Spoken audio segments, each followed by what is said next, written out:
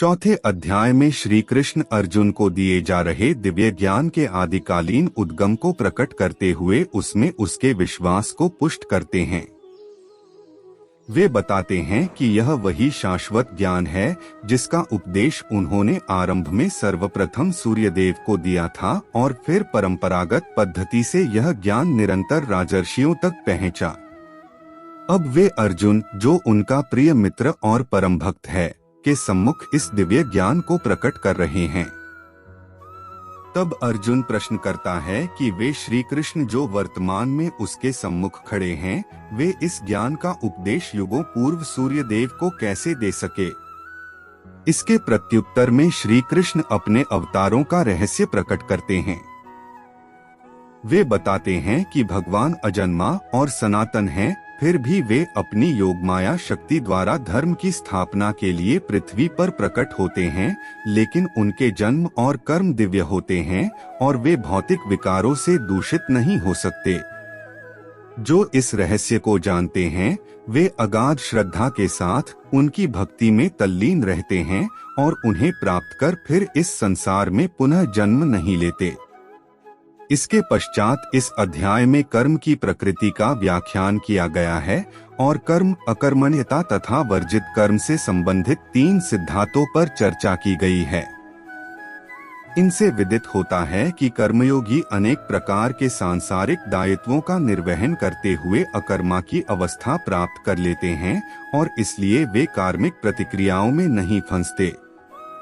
इसी ज्ञान के साथ प्राचीन काल में ऋषि मुनि सफलता और असफलता, सुख दुख से प्रभावित हुए बिना केवल भगवान के सुख के लिए यज्ञ के रूप में कर्म करते थे।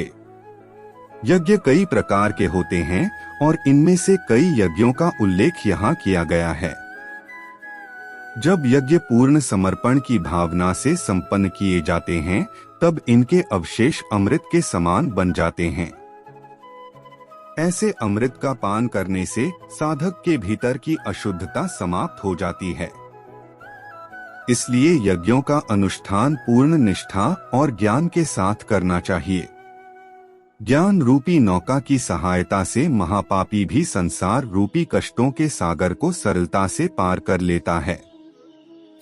ऐसा दिव्य ज्ञान वास्तविक आध्यात्मिक गुरु से प्राप्त करना चाहिए जो परम सत्य को जान चुका हो। श्री कृष्ण गुरु के रूप में अर्जुन से कहते हैं कि ज्ञान की खड्ग से अपने हृदय में उत्पन्न हुए संदेहों को काट दो, उठो और युद्ध लड़ने के अपने कर्तव्य का पालन करो। परम भगवान श्री कृष्ण ने कहा, मैंने इस शाश्वत ज्ञान योग का उपदेश सूर्यदेव विवस्वान को दिया और विवस्वान ने मनु और फिर इसके बाद मनु ने इसका उपदेश इक्ष्वाकु को दिया। हे शत्रुओं के दमन करता, इस प्रकार राजर्षियों ने सतत गुरु परंपरा पद्धति द्वारा ज्ञान योग की विद्या प्राप्त की, किंतु अनंत युगों के साथ यह विज्ञान संसार से लुप्त हो गया प्रतीत होता है। उसी प्राचीन गूढ़ योग ज्ञान को आज मैं तुम्हारे सम्मुख प्रकट कर रहा हूँ, क्योंकि तुम मेरे मित्र एवं मेरे भक्त हो, इसलिए तुम इस दिव्य ज्ञान को समझ सकते हो। अर्जुन ने कहा, आपका जन्म विवस्वान के बहुत बाद हुआ, तब मैं फिर यह कैसे मान लूं कि प्रारंभ में आपने उन्हें इस ज्ञान का उपदेश दिया था। तुम्हारे और मेरे अनंत जन्म हो चुके हैं, किंतु हे परंतप, तुम उन्हें भूल चुके हो, जबकि मुझे उन सब का स्मरण है। यद्यपि मैं अजन्मा और समस्त जीवों का स्वामी और अविनाशी प्रकृति का हूँ, तथापि मैं इस संसार में अपनी दिव्य शक्ति योग माया द्वारा प्रकट होता हूँ। जब जब धरती पर धर्म का पतन और अधर्म में वृद्धि होती है, तब उस समय मैं पृथ्वी पर अवतार लेता हूँ। भक्तों का उद्धार और दुष्टों का विनाश करने और धर्म की मर्यादा पुनः स्थापित करने के लिए मैं प्रत्येक युग में प्रकट होता हूँ। हे अर्जुन, जो मेरे जन्म एवं कर्मों की दिव्य प्रकृति को जानते हैं, वे शरीर छोड़ने पर संसार में पुनः जन्म नहीं लेते, अपितु मेरे नित्य धाम को प्राप्त करते हैं। आसक्ति, भय और क्रोध से मुक्त होकर पूर्ण रूप से मुझ में तल्लीन होकर मेरी शरण ग्रहण कर भूतकाल में अनेक लोग मेरे ज्ञान से पवित्र हो चुके हैं और इस प्रकार से उन्होंने मेरा दिव्य प्रेम प्राप्त किया है। जिस भाव से लोग मेरी शरण ग्रहण करते हैं, उसी भाव के अनुरूप मैं उन्हें फल देता हूँ। हे पृथा पुत्र, सभी लोग जाने या अनजाने में मेरे मार्ग का ही अनुसरण करते हैं। इस संसार में जो लोग सकाम कर्मों में सफलता चाहते हैं, वे लोग स्वर्ग के देवताओं की पूजा करते हैं, क्योंकि सकाम कर्मों का फल शीघ्र प्राप्त होता है। मनुष्यों के गुणों और कर्मों के अनुसार मेरे द्वारा 4 वर्णों की रचना की गई है। यद्यपि मैं इस व्यवस्था का सृष्टा हूँ, किंतु तुम मुझे अकर्ता और अविनाशी मानो। न तो कर्म मुझे दूषित करते हैं और न ही मैं कर्म के फल की कामना करता हूँ। जो मेरे इस स्वरूप को जानता है, वह कभी कर्मफलों के बंधन में नहीं पड़ता। इस सत्य को जानकर प्राचीन काल में मुक्ति की अभिलाषा करने वाली आत्माओं ने भी कर्म किए, इसलिए तुम्हें भी उन मनीषियों के पदचिह्नों का अनुसरण करते हुए अपने कर्तव्य का पालन करना चाहिए। कर्म क्या है और अकर्म क्या है, इसका निर्धारण करने में बुद्धिमान लोग भी विचलित हो जाते हैं। अब मैं तुम्हें कर्म के रहस्य से अवगत कराऊंगा, जिसे जानकर तुम सारे लौकिक बंधनों से मुक्त हो सकोगे। तुम्हें सभी 3 कर्मोनुमोदित कर्म, विकर्म और अकर्म की प्रकृति को समझना चाहिए। इनके सत्य को समझना गहन और कठिन है। वे मनुष्य जो अकर्म में कर्म और कर्म में अकर्म को देखते हैं, वे सभी मनुष्यों में बुद्धिमान होते हैं। सभी प्रकार के कर्मों में प्रवृत्त रहकर भी वे योगी कहलाते हैं और अपने सभी कर्मों में पारंगत होते हैं। जिन मनुष्यों के समस्त कर्म सांसारिक सुखों की कामना से रहित हैं, तथा जिन्होंने अपने कर्म फलों को दिव्य ज्ञान की अग्नि में भस्म कर दिया है, उन्हें आत्मज्ञानी संत बुद्धिमान कहते हैं। अपने कर्मों के फलों की आसक्ति को त्याग कर ऐसे ज्ञानी जन सदा संतुष्ट रहते हैं और बाह्य आश्रयों पर निर्भर नहीं होते। कर्मों में संलग्न रहने पर भी वे वास्तव में कोई कर्म नहीं करते।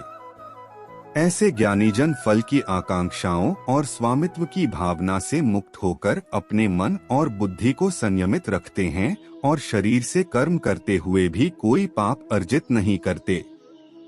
वे जो अपने आप स्वतः प्राप्त हो जाए उसमें संतुष्ट रहते हैं, ईर्ष्या और द्वैत भाव से मुक्त रहते हैं। वे सफलता और असफलता दोनों में संतुलित रहते हैं। वे सभी प्रकार के कार्य करते हुए कर्म के बंधन में नहीं पड़ते। वे सांसारिक मोह से मुक्त हो जाते हैं और उनकी बुद्धि दिव्य ज्ञान में स्थित हो जाती है, क्योंकि वे अपने सभी कर्म यज्ञ के रूप में भगवान के लिए संपन्न करते हैं और इसलिए वे कार्मिक प्रतिक्रियाओं से मुक्त रहते हैं। जो मनुष्य पूर्णतया भगवत चेतना में तल्लीन रहते हैं, उनका हवन ब्रह्मा है, हवन सामग्री ब्रह्मा है और करछुल जिससे आहुति डाली जाती है वह ब्रह्मा है, अर्पण कार्य ब्रह्मा है और यज्ञ की अग्नि भी ब्रह्मा है। ऐसे मनुष्य जो प्रत्येक वस्तु को भगवान के रूप में देखते हैं, वे सहजता से उसे पा लेते हैं। कुछ योगी सांसारिक पदार्थों की आहुति देते हुए यज्ञ द्वारा देवताओं की पूजा करते हैं। अन्य लोग जो वास्तव में आराधना करते हैं, वे परम सत्य ब्रह्मरूपी अग्नि में आत्माहुति देते हैं। कुछ योगी जन श्रवणादि क्रियाओं और अन्य इंद्रियों को संयम रूपी यज्ञ की अग्नि में स्वाहा कर देते हैं, और जबकि कुछ अन्य शब्दादि क्रियाओं और इंद्रियों के अन्य विषयों को इंद्रियों के अग्नि रूपी यज्ञ में भेंट चढ़ा देते हैं। दिव्य ज्ञान से प्रेरित होकर कुछ योगी संयमित मन की अग्नि में अपनी समस्त इंद्रियों की क्रियाओं और प्राण शक्ति को भस्म कर देते हैं। कुछ लोग यज्ञ के रूप में अपनी संपत्ति को अर्पित करते हैं। कुछ अन्य लोग यज्ञ के रूप में कठोर तपस्या करते हैं और कुछ योग यज्ञ के रूप में अष्टांग योग का अभ्यास करते हैं, और जबकि अन्य लोग यज्ञ के रूप में वैदिक ग्रंथों का अध्ययन और ज्ञान पोषित करते हैं, जबकि कुछ कठोर प्रतिज्ञाएं करते हैं। कुछ अन्य लोग भी हैं जो बाहर छोड़े जाने वाली श्वास को अंदर भरी जाने वाली श्वास में, जबकि अन्य लोग अंदर भरी जाने वाली श्वास को बाहरी श्वास में रोककर यज्ञ के रूप में अर्पित करते हैं। कुछ प्राणायाम की कठिन क्रियाओं द्वारा भीतरी और बाहरी श्वासों को रोककर प्राणवायु को नियंत्रित कर उसमें पूरी तरह से आत्मसात हो जाते हैं।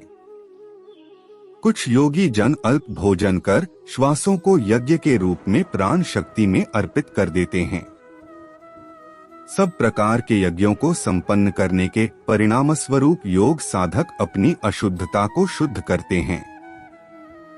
इन यज्ञों का रहस्य जानने वाले और इनका अनुष्ठान करने वाले इन यज्ञों के अवशेष जो कि अमृत के समान होते हैं का आस्वादन कर परम सत्य की ओर बढ़ते हैं। हे कुरुश्रेष्ठ, जो लोग यज्ञ नहीं करते वे न तो इस संसार में और न ही अगले जन्म में सुखी रह सकते हैं।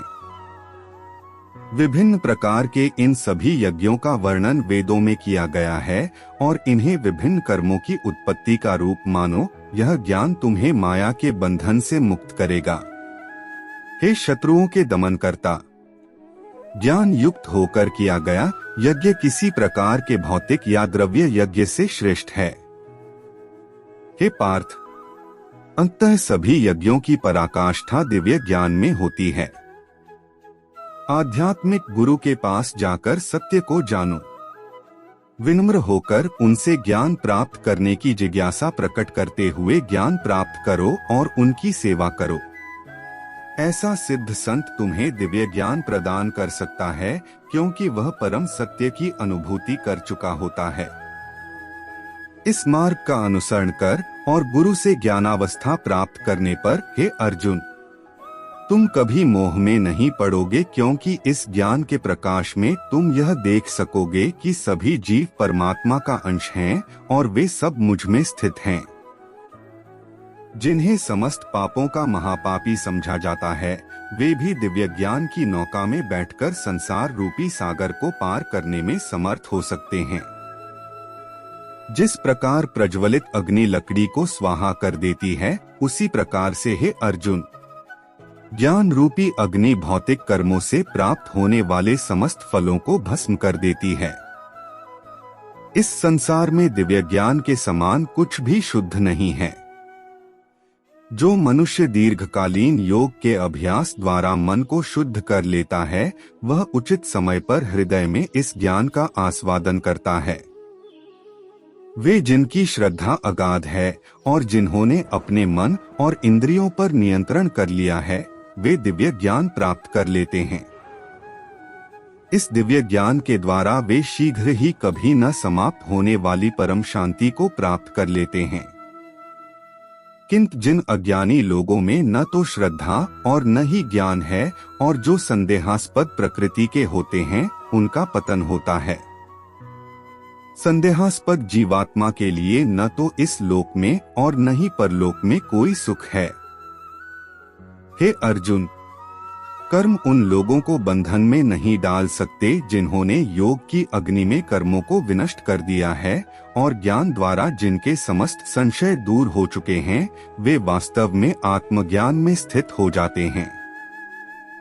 अतः तुम्हारे हृदय में अज्ञानतावश जो संदेह उत्पन्न हुए हैं उन्हें ज्ञान रूपी शस्त्र से काट दो। हे भरतवंशी अर्जुन, स्वयं को योग में निष्ठ करो। उठो, खड़े हो जाओ और युद्ध करो।